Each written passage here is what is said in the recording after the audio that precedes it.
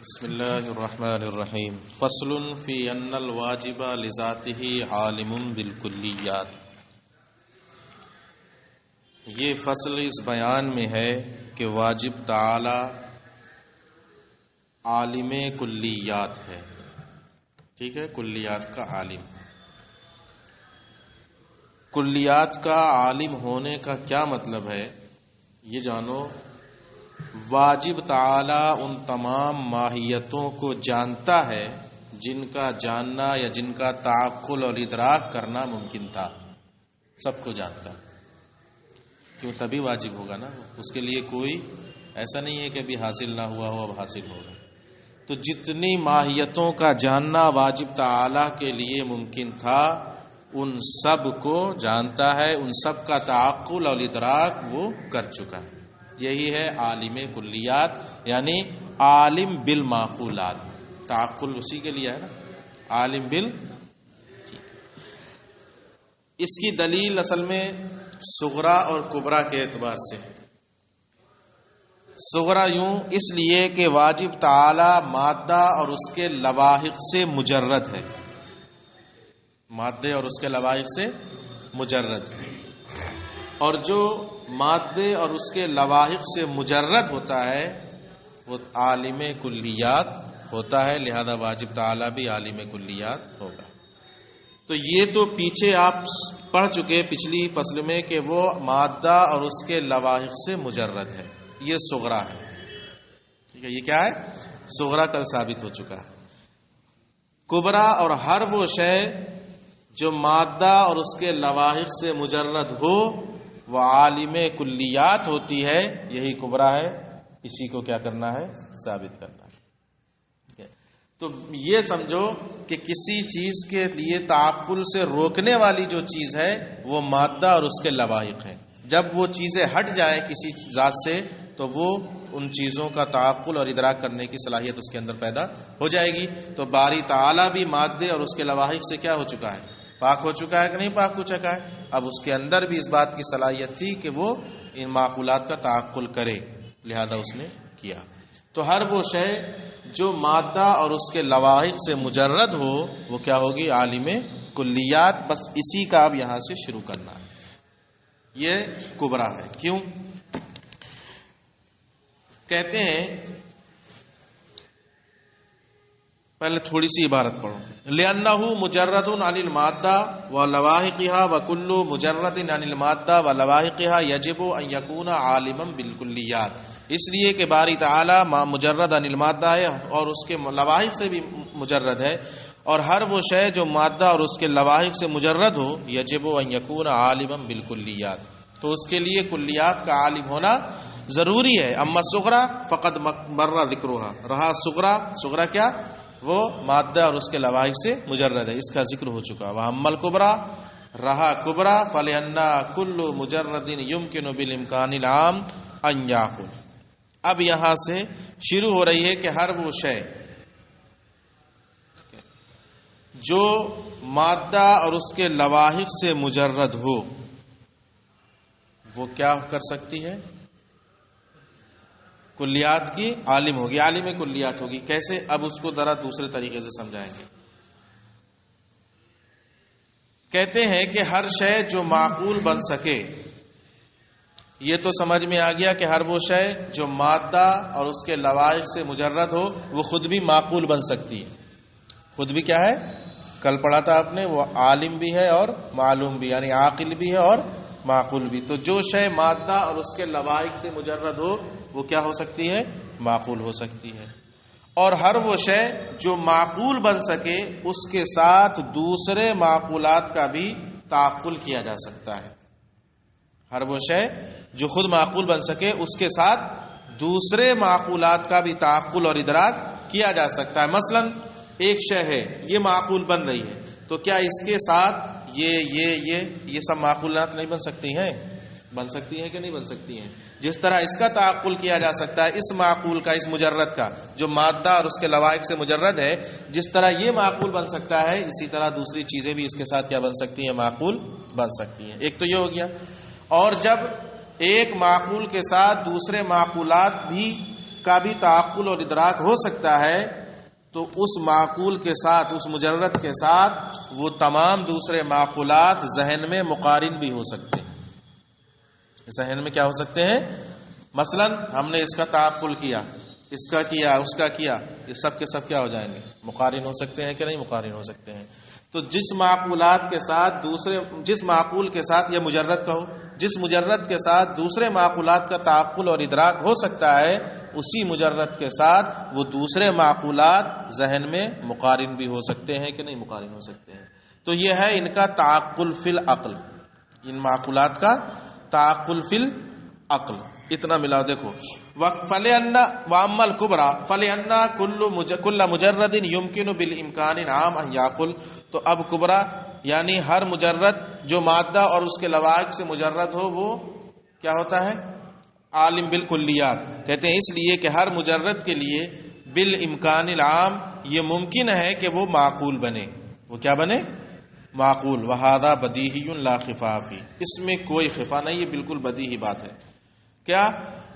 وَكُلُّ مَا يُمْكِنُ أَنْ يَعْقُلَ وَحْدَهُ يُمْكِنُ أَنْ يَعْقُلَ مَعَ كُلِّ وَاحِدٍ مِنَ الْمَعْقُولَاتِ لَا مُحَالَةَ، اور ہر وہ ممکن جو تنہا معقول بن سکتا ہے اس کے ساتھ دوسرے معقولات بھی لا محالہ ذہن میں آ سکتے ہیں، یعنی اس کے ساتھ دوسرے معقولات کا بھی تعقل اور ادراک کیا جا سکتا ہے۔ فَيُمْكِنُ أَنْ يُقَارِنَهُ سَائِرَ الْمَعْقُولَاتِ فِي النَّفْسِ، تو اب تمام معقولات کا اس کے ساتھ نفس میں مقارن ہونا بھی ممکن ہے، مقارن ہونا بھی ممکن ہے۔ کیوں؟ کیونکہ ادراک اور تعقل کا معنی کیا ہے اس میں؟ اب یہاں سے سنو، فَإِنَّ الْإِدْرَاكَ وَالتَّعَقُّلَ هُوَ حُضُورُ صُورَةِ الْمَعْقُولِ فِي الْعَقْلِ مُجَرَّدَةً عَنِ الْمَادَّةِ وَلَوَاحِقِهَا۔ کہتے ہیں ادراک اور تعقل کا مطلب ہے ایک مجرد کا مادے اور اس کے لواحق، یا ایک شے کا مادے اور اس کے لواحق سے مجرد ہو کر دوسرے مجرد کے پاس حاصل ہو جانا، حاضر ہو جانا، یہی تو مطلب ہے تعقل اور ادراک کا۔ کل پڑھا تھا، ایک شے کا مادہ اور اس کے لواحق سے مجرد ہو کر دوسرے مجرد کے پاس کیا ہو جانا؟ حاصل ہو جانا، حاضر ہو جانا۔ تو جب تمام معقولات اس ایک معقول یا ایک مجرد کے ساتھ عقل میں مقارن ہو سکتے ہیں تو اس کا کیا معنی ہوا؟ اس کا معنی ہوا کہ وہ معقولات اس مجرد کے ساتھ عقل میں جمع ہو سکتے ہیں، مقارن ہو سکتے ہیں۔ یہ تو ہو گیا عقل کا معاملہ، غور کر لینا، یہ کس کا معاملہ ہوا؟ عقل کا۔ ٹھیک ہے، اب جو چیزیں عقل میں، یا جو معقولات اس مجرد کے ساتھ عقل میں مقارن ہو سکتے ہیں تو وہ معقولات اس مجرد کے ساتھ خارج میں بھی مقارن ہو سکتے ہیں، خارج میں بھی مقارن ہو سکتے ہیں۔ تو عقل میں مقارن ہونے کا مطلب اس مجرد کے ساتھ وہ معقولات اکٹھا ہو جائیں، عقل میں حاصل ہو۔ اور خارج میں معقول ہونے کا کیا مطلب ہے؟ خارج میں مقارن ہونے کا مطلب وہ معقول، وہ مجرد ان معقولات کا ادراک کرے، یہ خارج میں مقارن کا مطلب ہے۔ خارج میں مقارن کا مطلب کیا ہے؟ وہ مجرد جس کے ساتھ یہ سارے معقولات عقل میں مقارن ہو رہے تھے، وہ مجرد ان معقولات کا کیا کرے؟ ادراک کرے۔ سمجھ میں آ گیا؟ یہ سمجھ، خارج کا کیا مطلب ہے کہ وہ مجرد ان معقولات کا ادراک کرے، لہذا اس مجرد کے لیے ان تمام معقولات کا ادراک کرنا کیا رہے گا؟ ممکن رہے گا۔ ٹھیک ہے، اور جب ممکن ہے تو ضروری ہے کہ وہ مجرد ان تمام معقولات کا ادراک کرے۔ واجب تعالیٰ کے لیے ممکن کا تو سوال ہی پیدا نہیں ہوتا، بلکہ کیا رہے گا؟ واجب رہے گا۔ واجب تعالیٰ کے لیے کیا رہے گا؟ واجب، کیونکہ اس کے لیے کوئی حالت منتظرہ ہے ہی نہیں، بلکہ جو کچھ بھی ہے وہ اس کو کیا ہو چکا ہے؟ حاصل ہو چکا ہے۔ تو جب تمام معقولات کا اس مجرد کے لیے ادراک کرنا ممکن تھا تو ماننا پڑے گا کہ ممکن ہی نہیں، بلکہ جتنا ممکن تھا وہ سب کا سب اس کو کیا ہو چکا ہے؟ حاصل ہو چکا ہے۔ کیونکہ اگر ایک بھی رہ گئی تو ماننا پڑے گا کہ کوئی حالت منتظرہ ہے جو ابھی اس کو حاصل نہیں ہوئی ہے، اور یہ باطل ہے، پیچھے ہی تم پڑھ چکے ہو اس کو۔ لہذا ان تمام معقولات کا ادراک وہ مجرد کر چکا ہے، اور وہ مجرد ہے کون؟ وہی باری تعالیٰ، وہی کیا؟ باری تعالیٰ۔ تو ثابت ہوا کہ وہ تمام کلیات کا عالم ہے۔ اب ملاؤ، اس لیے کہ ادراک اور تعقل معقول کی صورت کا حاصل ہو جانا ہے عقل میں مادہ اور اس کے لواحق سے مجرد ہو کر۔ وَكُلُّ مَا يُمْكِنُ أَن يُقَارِنَهُ سَائِرَ الْمَعْقُولَاتِ فِي الْعَقْلِ، اور ہر وہ مجرد جس کے ساتھ تمام معقولات عقل میں مقارن ہو سکتے ہیں، یمکن ان یقارنہ سائر المعقولات لذاتہ، تو ممکن ہے کہ وہ مجرد تمام معقولات کے بذات بھی مقارن ہو، یعنی خارج میں بھی مقارن ہو۔ وَكُلُّ مَا يُمْكِنُ لِوَاجِبِ الْوُجُودِ بِالْإِمْكَانِ الْعَامِ، اور ہر وہ شے جو واجب الوجود کے لیے بالامکان العام واجب ہو، ممکن ہو، یجب وجودہ لہ، واجب الوجود کے لیے اس کا وجود کیا ہوتا ہے؟ واجب ہوتا ہے۔ جو چیز بھی اس کے لیے ممکن تھی وہ اس کے لیے واجب ہونا چاہیے، حاصل ہو چکی۔ وَإِلَّا لَكَانَ لَهُ حَالَةٌ مُنتَظَرَةٌ، ورنہ تو اس کے لیے کوئی حالت منتظرہ ماننا پڑے گی، اور یہ باطل ہے، اور یہ کیا ہے؟ باطل۔ ھذا خلف، یہ خلاف مفروض۔ اب ایک اعتراض اور اس کا جواب سنی لو اس کو۔ فَإِنْ قَيْلَ لَوْ كَانَ الْبَارِي تَعَالَى عَالِمًا بِشَيْءٍ لَكَانَ فَاعِلًا لِتِلْكَ الصُّورَةِ وَقَابِلًا لَهَا وَهُوَ مُحَالٌ۔ معترض یہ اعتراض کرتا ہے کہ اگر باری تعالیٰ کسی شے کا عالم ہو اور اس شے کی صورت اس کی ذات میں مرتسم ہو، چھپنا، اللہ تعالیٰ باری تعالیٰ کسی ذات کے لیے کیا ہو؟ کسی شے کے لیے فاعل ہو، اور اس شے کی صورت باری تعالیٰ کی ذات میں کیا ہوتی ہو؟ چھپتی ہو۔ کیا ہوتی ہو؟ چھپتی ہو۔ تو اس صورت میں وہ اس کا فاعل ہوگا، اس صورت میں وہ اس کا فاعل ہوگا۔ کیوں؟ کیونکہ وہ صورت ممکن ہے، اور ہر ممکن کے لیے کسی مؤثر کا ہونا ضروری ہے، اور مؤثر یہاں کون ہے؟ باری تعالیٰ ہی ہے، لہذا وہ صورت چھپے گی کس کے یہاں؟ باری تعالیٰ کی ذات میں۔ ٹھیک ہے، تو باری تعالیٰ اس کے لیے کیا ہوا؟ فاعل، لیکن ساتھ ہی ساتھ باری تعالیٰ اس کے لیے قابل بھی ہوگا۔ قابل کیوں ہوگا؟ اس صورت کو قبول کون کر رہا ہے؟ باری تعالیٰ چھپ رہی ہے، کہاں چھپ رہی ہے؟ باری تعالیٰ کی ذات ہی میں نہ چھپ رہی ہے، تو اس صورت کا فاعل بھی ہے کیونکہ مؤثر ہے اس کے لیے، اس صورت کو اخذ کر رہا ہے، اور اس کے قابل بھی ہو رہا ہے۔ کیوں؟ کیونکہ وہ صورت چھپ رہی ہے کہاں؟ باری تعالیٰ کی ذات میں، تو اس کو قبول بھی کر رہا ہے۔ اور ایک ہی ذات فاعل بھی ہو اور قابل بھی ہو، ایسا ہو ہی نہیں سکتا، کیونکہ قابل کا مطلب ہوتا ہے وہ شے جو دوسرے کے لیے تیار ہو، دوسرے کو قبول کرنے کی صلاحیت رکھے، اور فاعل وہ ہوتا ہے جو دوسرے کو وجود میں لائے۔ اور فاعل کون ہوتا ہے؟ جو دوسرے کو وجود یعنی کرے، جو کسی چیز کو کرے وہ فاعل ہوتا ہے، اور جو کسی چیز کو قبول کرے وہ کیا ہوتا ہے؟ قابل ہوتا ہے۔ اور قابل اور فاعل دونوں کیا ہیں؟ ایک دوسرے کے منافی ہیں، لہذا باری تعالیٰ ایک فاعل اور قابل دونوں ہو جائے، ایسا نہیں ہو سکتا۔ اس کا یہاں جواب دیکھو۔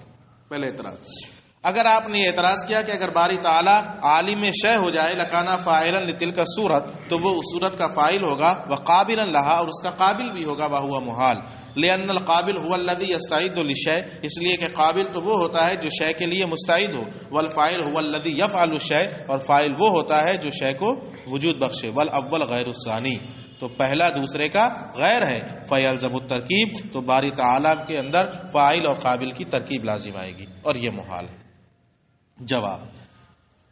جواب یہ ہے کہ آپ نے یہ جو کہا کہ شے کی قابلیت اور اس کی فاعلیت میں تنافی ہے، یہ ہمیں تسلیم نہیں، بلکہ ایسا ہو سکتا ہے کہ ایک ہی شے کسی صورت کے لیے قابل بھی ہو اور اس کے لیے مؤثر اور فاعل بھی ہو، کیونکہ قابل ہونے کا معنی یہ ہے کہ شے کا تصور باری تعالیٰ کے لیے محال نہیں، شے کا تصور باری تعالیٰ کے لیے محال نہیں، یعنی وہ تصور اس کے ذات میں آ جائے گا، یہ اس کے لیے محال نہیں، یہ اس کے قابل ہونے کا مطلب ہے۔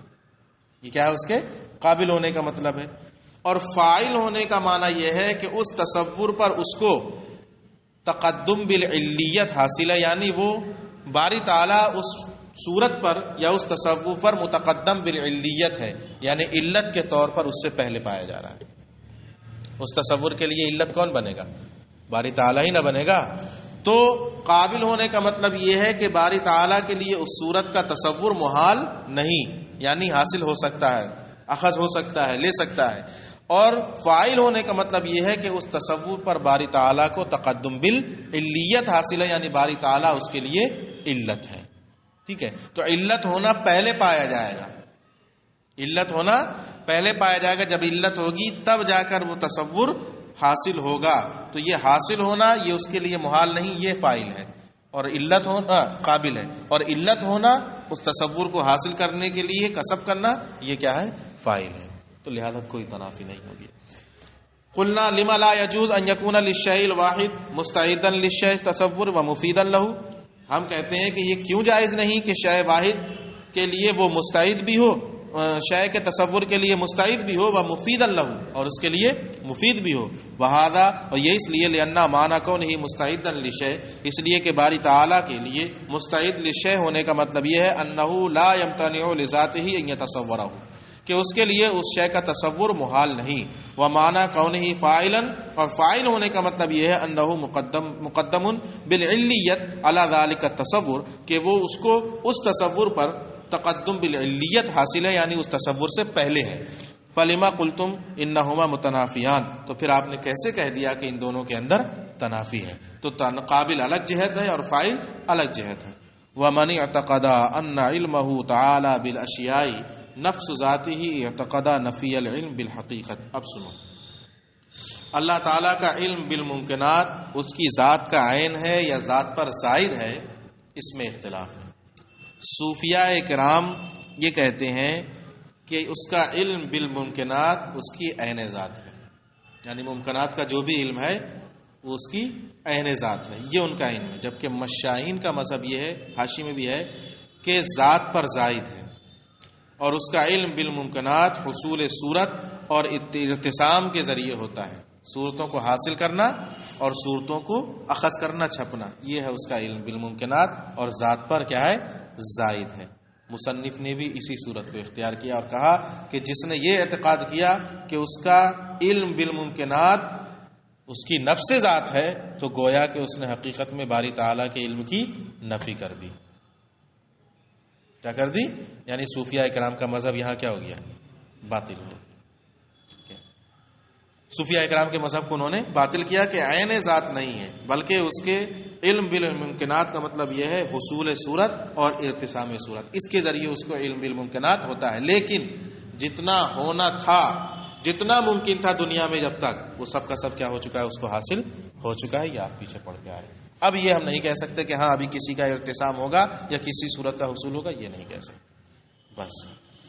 تو جس نے یہ اعتقاد کیا کہ باری تعالیٰ کا علم بالاشیاء اس کی عین ذات ہے، تو گویا کہ اس نے حقیقت میں علم کی نفی کا اعتقاد کر لیا۔